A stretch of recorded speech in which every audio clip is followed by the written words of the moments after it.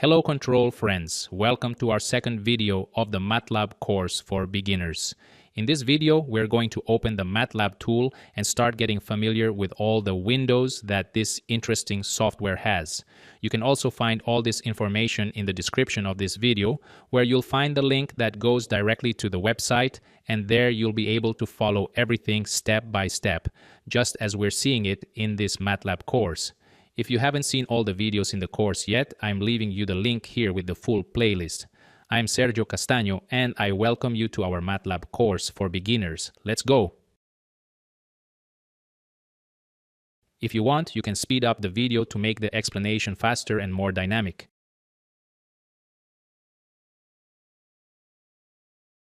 Alright friends, let's take our first look at the MATLAB software we'll be using in this course.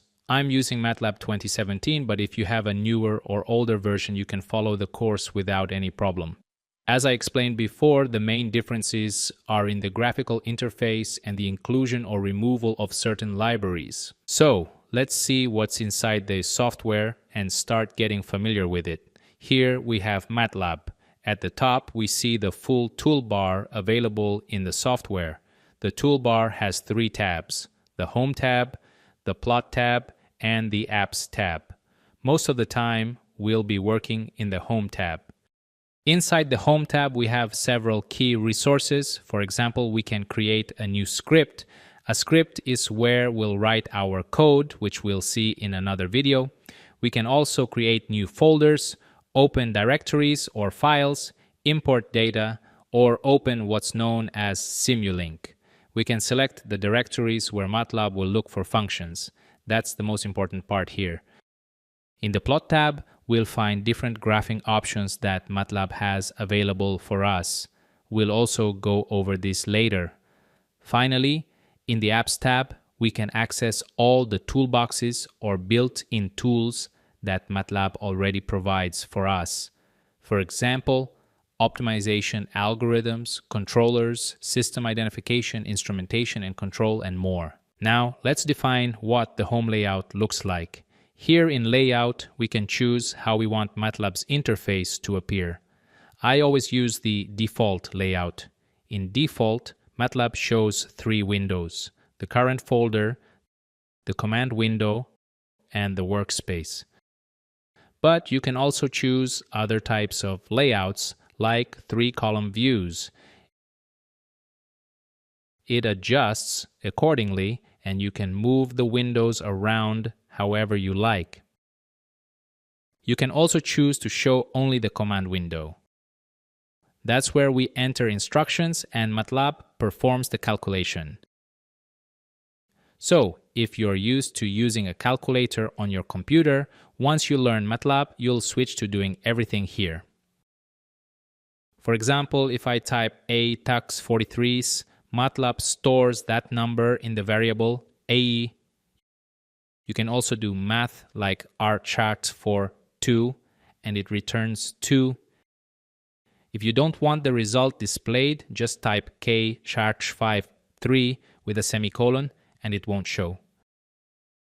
But the result is still stored. All those variables show up in the workspace. There we see A pos 43, R pos 2, and K pos 15. Since MATLAB specializes in vectors and matrices, it even treats scalars as 1 times 1 matrices.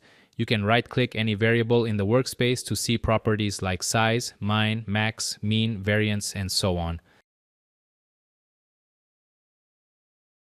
If I want to edit a variable, I can double-click it. This opens the variable editor. For example, double-clicking I shows it has the value 43, opening R shows the value 2, and I can change it to 7. I can also create a matrix by adding another value like 15, and MATLAB will fill in the rest with zeros.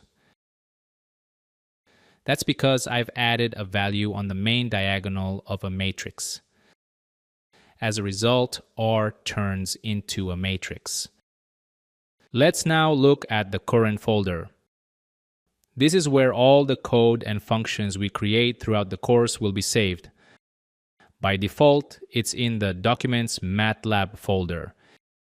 If you go to your documents, you'll find a MATLAB folder where all your files will be saved. Of course, you can change this folder to another one you prefer. When we run a function, MATLAB looks for it in predefined directories. These are shown under Set Path.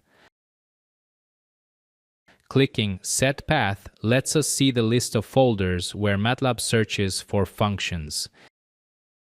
It looks in this order. If the function isn't in the first folder, it checks the next, and so on. If we create two functions with the same name, MATLAB will use the one in the first folder it finds. We can change the search order by moving folders up or down in the list. For example, if I want MATLAB to check my custom folder first, I move it to the top. If I want it last, I move it to the bottom. Alright friends, that's it for this introductory video on the MATLAB work environment. Let's continue with the next video. You can follow me on my social media, subscribe to my channel by clicking my photo, and activate the notification bell. And don't forget to watch the next video.